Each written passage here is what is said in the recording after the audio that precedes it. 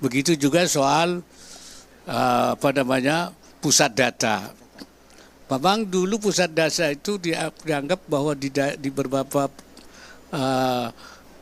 komunitas lembaga kita itu mudah diretas sehingga disatukan menjadi pusat data nasional.